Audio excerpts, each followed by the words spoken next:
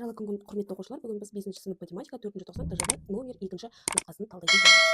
Енді бізде номер 1-ші тапсырмада 90 градустан кем, бірақ 0 градустан артық бұрышты қалай атайды дейді. Яғни, номер 1-ші тапсырма жазып қояйын, иә? Номер 1-ші тапсырма. Бізде айтады 90 градустан кем дейді. 90 градусымыз бізде қандай бұрыш еді? Ол бізде тік бұрыш жасайды 90 градусымыз. Енді осы 90 градустан кіші дейді. Яғни бізде мынандай бұрыш болады. Мына бұрышты біз не деп айтамыз? Бұл бұрышты біз сүйір бұрыш деп атаймыз, иә? Ары қарай, номер 2-ші тапсырма. Берілген бөлшектердің қайсысы 16%-ды құрайды дейді. Яғни мысалға бізде 5-тен 1 деген бірінші бөлшек беріліп тұр. Енді бұның пайызын анықтау үшін біз оны 100-ге көбейтеміз. Тең болады. Біз 1-ді 5-ке бөлсек, 0,2 болады. 0,2-ні көбейтемін 100-ге, тең болады бізде 20% болады екен. Бізге 16% керек. Ендеше бұл бізде болмайды деген сөз, жауап емес. 16-ны бөлемін 10-ға, көбейтемін 100-ге дейді. Әрі қарай 0 мен 0-ді қысқартып жіберем, 16-ны 10-ға көбейтсем, менде неше болады? 160% пайыз болады. Яғни бұл да бізде жауап емес. Ары қарай үшіншісі бізде 4 бөлінген 25 дейді. Енді көбейтеміз бұны 100-ге, тең болады.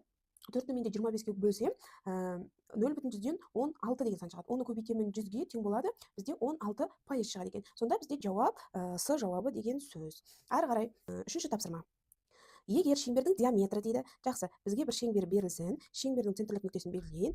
Диаметр бізде 2 радиусқа тең, 11-ге тең дейді. 11 см болса, онда радиусын табыңдар дейді. Мынау радиус. Енді мына бір радиусты табу үшін біз не істейміз? 11-ді 2-ге бөлеміз. 11-ді бөлемін 2-ге, 11-ді 2-ге бөлсем қанша? 5,5 болады. Жауап бізде В жауабы.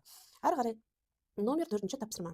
Бірінші сан 2,32. Бірінші сан 2,32-ге тең. Ал екінші санның 40%-ын, ол екінші санның 40%-ын құрайды екен. Мынау екінші санның 40%-ын құрайды. Екінші санды табыңдар дейді. Енді бұл жерде біз не істейміз? 40-ты біз пайызға келтіру керекпіз. 40-ты пайызға келтіру үшін біз 100-ге бөлеміз деген сөз. Санға келтіру керек. Санға келтіру үшін біз 40-ты 100-ге бөлеміз деген сөз. 0,4 болады. Енді осы 2,32-ні 0,4-ке бөлемін, тең болады 5,8. Бізде екінші санымыз 5,8-ге тең екен. Ары қарай номер 5-ші тапсырма. Ұзындығы 20 см-ге тең жіпті 2-ге бөлді дейді. Мынау бізде 20 см болсын. 2-ге бөлді дейді. Бірінші бөлігі барлық жіптің ұзындығының 80%-ын құрайды дейді. Мынау 80% болса, шамамен бір жағы 20%. Мынау 80% болса, мынау 20% деген сөз. Жалпы 100% деп есептейміз ғой. Енді екінші бөлігінің ұзындығын табыңдар дейді. Мынау 20 болса. Енді ары қарай қалай есептейміз біз? 80%-ды сан ретінде аударып аламыз. Оны не істейміз біз? 80-ді бөлемін 100-ге деген сөз. 0 мен 0-ді қысқартамыз, 8-ді 10-ға бөлемін, тең болады бізде 0,8 деген сөз.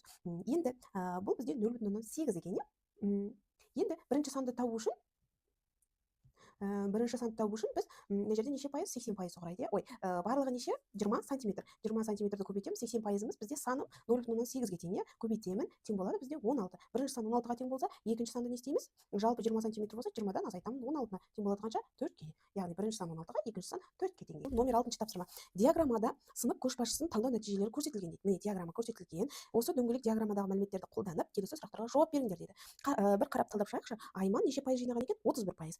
Сәулет 19% жинаған екен. Беріктігі белгісіз, оны біз табу керекпіз. Ерлан 16%, Елдар 13%, Мәди 8% дейді. Енді Берік дауыстың қанша пайызын жинады дейді. Бірінші бізде беріктігін табуға керек екенбіз. Екінші таңдауда кім жеңіске жетті дейді. Кім жеңіске жетті? Қазір беріктігін есептеп алайық, содан кейін көреміз, иә? Енді жалпы бәрін біз 100% деп есептейміз. 100%-дан мен мына басқаларының бәрі беріліп тұр ғой, соларды азайтып тастаймын. 100%-дан азайтамын. Аймандығы қанша? 31 болды қосамын. Сәулет 19 қосылған, Мәди 8 қосылған, 13 қосылған, Ерлан 16% жинаған екен. Тең болады 100-ден мыналардың барлығының қосындысы 87-ге тең болады екен. 100-ден азайтамын 87-ні, бізде жауап 13 болады екен. Яғни берік бізде 13% жинаған екен. Сонда жеңіске жеткен қайсысы дейді? Мынау беріктігі 13 аз ғой енді. Сонда ең көбі 31. Сонда жеңіске жеткен Б-нікі, мынау А-ның жауабы, Б-ның жауабы жеңіске жеткен Айман болады, иә? 31%-бен жеңіске жеткен екен. АО бұрышы, ВО бұрышынан 30 градусқа кіші, және АО жазыңқы бұрыш болса дейді. АО жазыңқы бұрыш дейді. Номер 7-ші тапсырма. Жазыңқы бұрыш салайын. Ол бізде 180 градусқа тең. АОВ және ВО бұрыштарын тап, сызбасын салып жатырмыз. АОВ бұрышы ВО-дан 30 градусқа кіші дейді. Сонда шамамен былай қарай болады. АОВ ВО-дан кішкентай. Яғни мынау x-қа тең болса, мынау x азайтылған 30-ға тең дейді, 30 градусқа. Енді біз қалай есептейміз? Екеуінің қосындысы x былай жылжытайын, қосылған x азайтылған 30 градус болады деген сөз. Тең болады бізде жалпы қанша градусқа тең? 180 градусқа тең. Әрі қарай қалай есептейміз? Жақшаның ашамын x қосылған x азайтылған 30 тең болады 180 градус. Жақшаның алдында қосып болғандықтан жақшаның ішіндегі таңбалар өзгермейді. X-қа x-ті 1x-қа 1x-ті қосамын 2x болады, азайтылған 30 тең болады 180 градус болады. Әрі қарай 2x-ті қалдырамын, -30-ды оң жаққа шығарсам, ол бізде плюс болып барады. 180-ге 30-ды қосамын.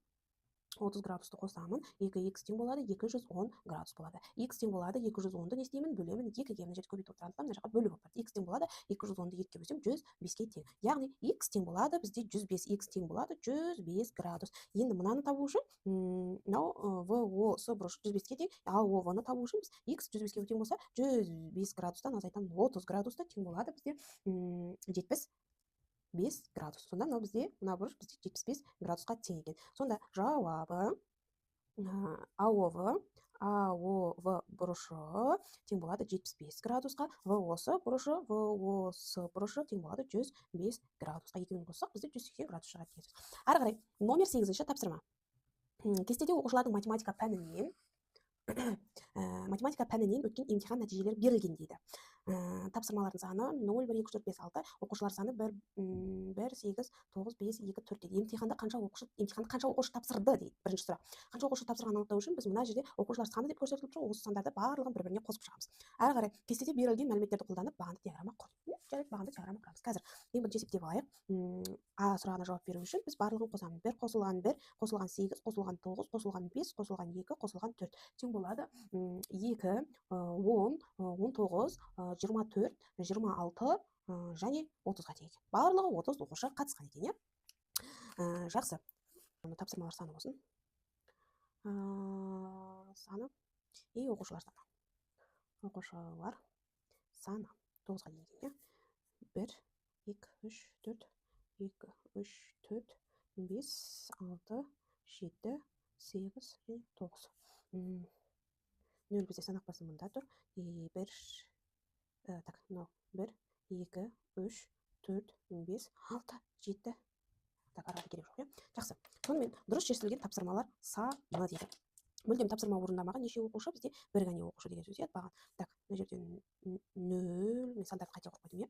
0, 1, 2, 3, 4, 5, 6 болсын, иә? Мүлдем тапсырма орындамаған бір оқушы бар екен, иә? Бізде бір. Міне, оқушы саны біреу. Әрі қарай бір тапсырманы бір оқушы орындаған екен. Тағы да бір бағын бір оқушы. Екі тапсырманы неше оқушы орындаған екен? Екі тапсырманы 8 оқушы орындаған екен. Мінекей 8-ге апарамын. 8 оқушы орындаған екен. Әрі қарай 3 тапсырманы 9 оқушы орындаған екен. 9, мінекей 9 оқушы орындады. Әрі қарай 4 тапсырманы 5 оқушы орындаған екен. Так, мінекей 5 тапсырманы, 5-ші тапсырманы 2 оқушы орындаған. Мінекей, әрі қарай 6-шы тапсырманы 4 оқушы орындаған. 6 тапсырманы 4 оқушы орындаған. 4 қой, 1, 2, 3, 4. 4 оқушы орындаған. Мінекей, бағанды диаграммамыз осы. Бағанды диаграммамызды құрда. Кубтың жазбасы берілген дейді. Мінекей бізде мына кубтың жазбасы беріліп тұр.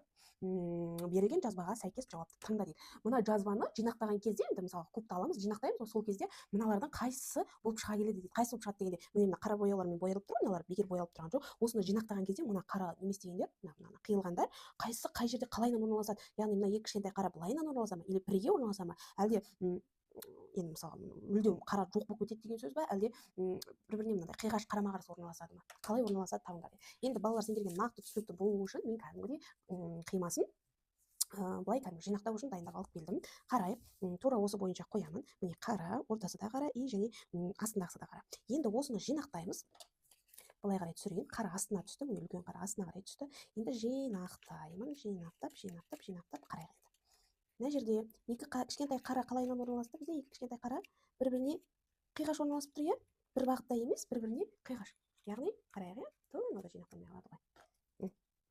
Қараса, міне мына қара мен мына қара бір-біріне қиғаш орналасып тұр, иә? Екі ақ бір-біріне мінекей қиғаш орналасып тұр, иә? Енді сонда бізде жауап мына жауапқа келеді ма? Жоқ. Екі қара бір жерде бір жақта орналасып тұр, иә? Бір жақ бетінде орналасып тұр, екі жақ бетінде емес. Және бір жақ бетінде орналасып тұр, бұл рас, бірақ та мына екеуі бірге былайынан қатарынан емес қой, бір-біріне қарама-қарсы орналасып тұр. Ендеше бізде жауап қайсы болады? Д жауабы болады деген сөз екен. Жақсы балалар, бүгінгі сабақ түсінікті болса, лайк басыңдар. Және де сұрақтарың болса, түсініксіз болса, онда астына комментарий жаза кетіңдер, иә ма?